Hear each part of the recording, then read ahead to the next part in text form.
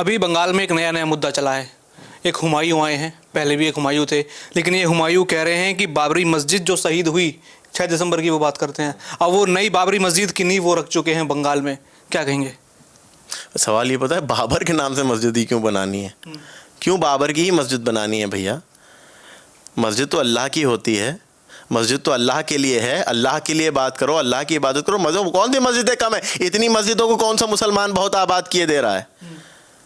कितनी मस्जिदें ऐसी हैं कि जो मुसलमान आबाद नहीं करते? कितनी मस्जिदें ऐसी हैं जो वीरान पड़ी हैं, जंगलों के अंदर पड़ी हुई हैं, जहां मुसलमान नहीं जाते? अपनी कन्वीनियंस को देखते हुए वहां पर आकर के आप इस तरह की बात कर रहे हो और आकर के दिखाते हो कि साहब जो है वो हम वो ये कुछ नहीं है, सिर्फ नीरी राजनीति है, ये सिर्फ जो है वो खेल है, मुसलमानों को बहकाने का, बेवकूफ़ बनाने का एक तरीका है। मुसलमान अब इन लोगों के बहकावों में नहीं आएगा। क्या लगता है ममता बनर्जी इसका विरोध क्यों नहीं करती? उनके ही पार्टी के नेता थे, हालांकि बर्खास्त कर दिया, लेकिन जब पुलिस उनके हाथ में, हर चीज़ उनके हाथ में है, तो ममता बनर्जी ऐसी चीज़ों को रोकती क्यों नहीं है? क्या वो और इन चीज़ों को बढ़ावा देना चाहती हैं? नहीं, वो राम मंदिर बनता तो वो रोकती, राम मंदिर बनाते तो वो रोकती, उठा के बंद कर देती, बर्बाद कर देती नस्लें। मस्जिद बना रहा था, नस्लें नहीं रोका। अच्छा, हमने देखा जब राम मंदिर बन रहा था तो कई लोगों को चिंता थी, भैया हॉस्पिटल नहीं है, शिक्षा के लिए कुछ कीजिए। अब ये बाबरी मस्जिद पे लोग, बच्चे जो हैं छोटे छोटे, वो ईंटें उठा के ला रहे हैं। क्या अब उनके फ्यूचर की किसी को तकलीफ नहीं? क्या अब हॉस्पिटल नहीं? क्या अब स्कूल नहीं? देखिए, बहुत सारी बातें होती थी। मैंने पहले भी कई इंटरव्यू में इस बात को कहा, आज फिर से कहता हूं कि जब राम मंदिर वाली बात होती थी तो बहुत सारे लोग जो हैं वो तथाकथित सेक्युलर आके खड़े होते। कोई कहता था यहाँ प्लेग्राउंड बना दो, कोई कहता था यहाँ अस्पताल बना दो, कोई कहता था यहाँ जो है वो एक ऐसी वो बन जाए, कोई कहता था यहाँ सद्भावना का वो बना दो। मंदिर ना बनाओ, जो बनाना है बाकी इसके अलावा बना लो, ठीक है। लेकिन अगर उसी वक्त बात हो रही होती मस्जिद बनने की तो वो सारे सेक्युलर आकर के वहीं पर खड़े हो जाते कि नहीं ठीक है मस्जिद बन दो, क्योंकि ये पूरा खेल है वोट बैंक का। ये पूरा खेल है उस 20% का कि जो हर फॉर्मूले में डालो मुसलमान ना हो गया आलू, हर सब्जी में गला जा रहा है। कभी वाई के साथ मिल जा रहा है, कभी फलाना के साथ मिल जा रहा है, कभी ढमकाना के साथ मिल जा रहा है, और सिर्फ उनको खेलने के चक्कर में, उनके वोटरों से खेल करके सत्ता में आने के चक्कर में इस तरह से बेवकूफ़ बनाने का काम किया जाता है। और मैं अब जेनजी, जैसे अभी आपने कहा, मैं फिर से कहना चाहता हूँ कि आपकी जिम्मेदारी है इन लोगों को मुंह तोड़ जवाब देना। कब तक बेवकूफ़ बनिएगा? कब तक आप लोग को जो है वोट बैंक की सूरत में बेचा जाएगा? कब तक आपके साथ खिलवाड़ की जाएगी आपकी आस्था के नाम पर?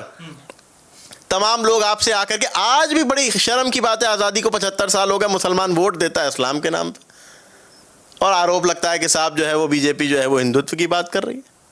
आज़ादी को 75 साल हो गए, हम जो है वो अपनी एजुकेशन पे बात ही नहीं कर पा रहे, हमें उलझा दिया जाता है। वक्फ बिल के नाम पे ऐसा दिखाया गया कि जैसे लग रहा है कि वक्फ की संपत्तियां अभी 6 महीना पहले आई हैं। सदियों से पड़ी हुई संपत्तियां मुसलमानों के लिए इस्तेमाल में नहीं आई। मुसलमानों के लिए जो है वो खाली पड़ी संपत्तियों पर जो है वहाँ हर तरह की वहाँ पे खुर्द-बुर्द होती रही, बेचते रहे लोग, बर्बाद होता रहे औकाफ, मुसलमानों के काम नहीं आई। लेकिन अब जब फंसे तो मुसलमानों को आगे करने लगे, मुसलमानों के विरोध में। अरे साहब मुसलमान प्रोटेस्ट करें, अरे साहब मुसलमान रोड पर आए, क्यों आए जी?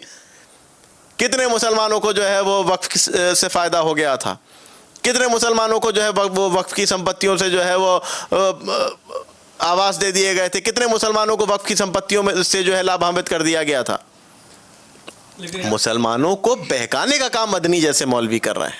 लेकिन यादव विपक्ष के लोग कहते हैं, राहुल गांधी कहते हैं, अखिलेश यादव कहते हैं, तेजस्वी यादव के हमने बोल सुने कि हमारी सरकार आने दो, केंद्र में आने दो, राज्य में आने दो, वक्फ बिल को उठा के फाड़ के कचरे में फेंक देंगे। नहीं, सवाल ये बड़ी मज़ेदार बात आती है कि हमारे बचपन में किस्सा था कि एक से कहा जाता कि तुम पास हो गए तो हम तुमको हवाई जहाज़ दिलाएंगे, उसके बाद ना कभी पास हो गए ना हवाई जहाज़ दिलाओगे।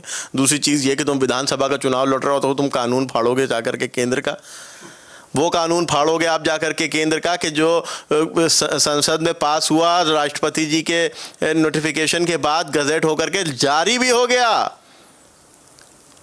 उम्मीद पोर्टल भी लॉन्च हो गया, लोगों ने वक्फ की संपत्तियां दर्ज भी करा दी। और बड़ी बधाई का पात्र है हमारे यूपी का शिया सेंट्रल वक्फ बोर्ड। आप जानते हैं, शिया सेंट्रल वक्फ बोर्ड के चेयरमैन को मैं बधाई देता हूं कि उन्होंने रात 1-1 बजे तक दफ्तर खोल करके तमाम प्रॉपर्टियों को उम्मीद पोर्टल पे चढ़ा दिया।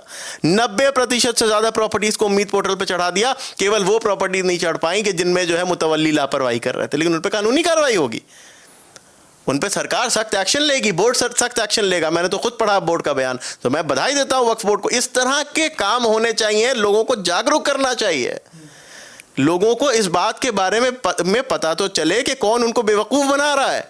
बीजेपी को तो आप वोट नहीं देते, बीजेपी से तो आप दूर हैं, वोट आप हमेशा तथाकथित सेक्युलर दलों को देते हुए आए, तो उन सेक्युलर दलों ने आपको क्या दिया?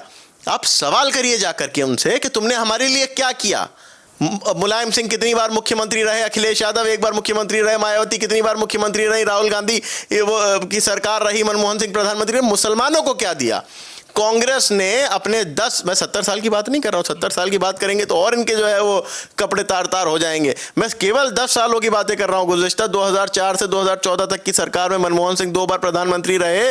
उन सरकारों में मुसलमानों के लिए क्या काम हुआ मैं आपको बता देना चाहता हूँ। एक तो वक्फ बोर्ड को असीम पावरें दे दी गई थी कि जाओ जाकर के, किसी की भी हद हो गई थी कि शिवालय तक की ज़मीन वक्फ बोर्ड ने अभी अंदर दर्ज कर ली थी। और एक मैं यूपी शिया सेंट्रल वक्फ बोर्ड को बधाई दे रहा हूं कि उसने जो है वो कितने ही ऐसे पीड़ित हिंदुओं की प्रॉपर्टी निकाल करके वापस की उनको, जिनको जबरन दर्ज कर लिया गया था वक्फ में समाजवादी पार्टी के कार्यकाल में। उसमें एक तो वो असीम पावरें दे दी थी ला करके वक्फ बोर्ड को, और दूसरा दे दिया था एक फंड के जाओ भैया कब्रिस्तानों की बाउंड्री करा लो। चलिए, अगर बात की जाए तो क्या वक्फ बिल ने कभी मुसलमानों के लिए काम किया? क्या उनको कभी जमीनों का उपयोग करने दिया? किसने? वक्फ बोर्ड ने। वक्फ बोर्ड ने। देखिए, इससे पहले की सरकारों में, समाजवादी पार्टी की सरकारों में, वक्फ बोर्ड ने केवल और केवल मुसलमानों की संपत्तियों को, आजम खान जैसे नेताओं को 90-90 बीघा ज़मीन मात्र 1 रुपए में देने का काम किया सपा की सरकार में। लेकिन भाजपा की सरकारों में आज आप आइए और आकर के देखिए कि मुसलमानों के उद्धार के लिए सरकार भी कार्यरत है और यहाँ के वक्फ बोर्ड भी कार्यरत है। अच्छा, क्या देखते हैं कि ये जो हुमायूं कर रहे हैं, जो विधायक हैं, क्या एक आम मुसलमान ये सोचता है कि उसको ये बाबरी मस्जिद के चक्कर में पड़ना है या फिर अन्य चक्करों में पड़ना है, या फिर उसको अपना विकास चाहिए, अपनी कौम का विकास चाहिए या देश का विकास चाहिए? मुसलमान को सिर्फ और सिर्फ अच्छी एजुकेशन की आवश्यकता है, अच्छी स्वास्थ्य व्यवस्था की आवश्यकता, अच्छे रोजगार अवसरों की आवश्यकता है, अच्छी जिंदगी की आवश्यकता है, एक अच्छे माहौल की आवश्यकता है और ज़हनी सुकून की आवश्यकता है। ये हुमायूं हो, चाहे औरंगज़ेब हो, चाहे फलाना हो, चाहे ढमकाना हो, इन लोगों ने सिवाय मुसलमानों को डिस्टर्ब करने की कोई दूसरा काम नहीं किया है।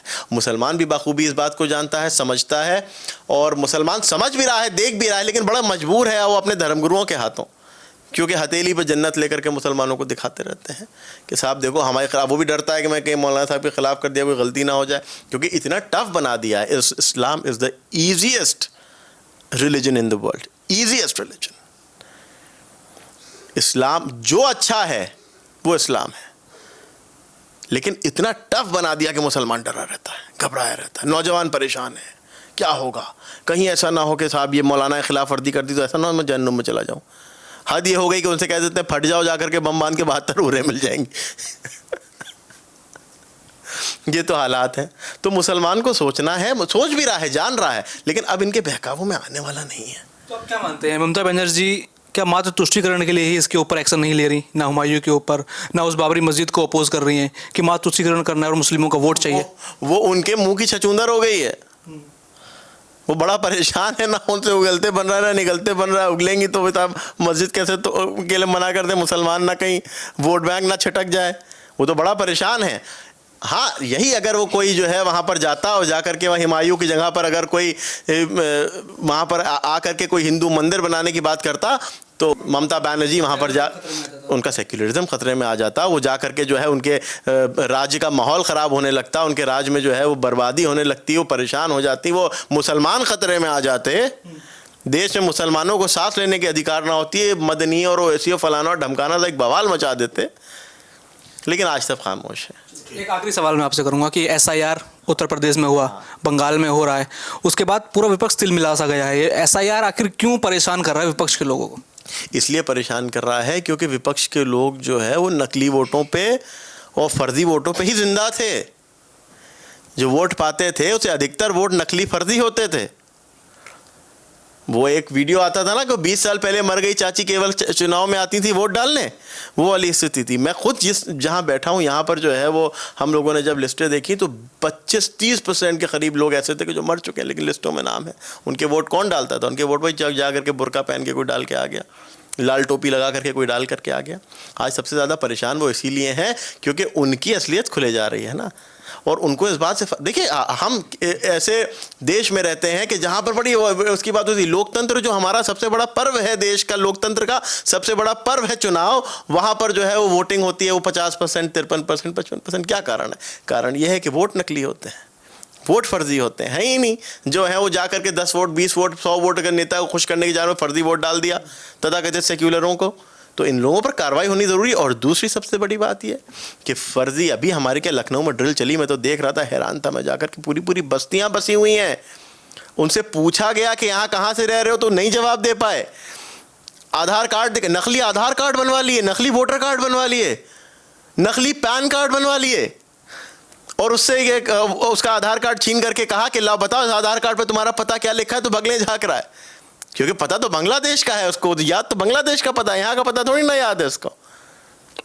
ये हालात है। इन लोगों पर कार्रवाई, ये अंदर देश के अंदर घुस करके देश के अधिकार को खाने का काम कर रहे थे, हमारे माँ भारती के सपूतों के अधिकारों को खा रहे थे, हमारे जो है वो देश के गरीबों को के अधिकारों को खाने का काम कर रहे थे, हमारे देश की जो आम जनता है उनके अधिकारों को दीमक की तरह से खा रहे थे। तो इन पे कार्रवाई तो बहुत ज़रूरी थी। और परेशान वही है कि जो इनको इस शर्त पे रोके हुए थे कि हम तुम्हें रोके रहेंगे, देश का चाहे जितना नुकसान हो जाए, वोट जो है वो लाल टोपी वाले को ही देना है।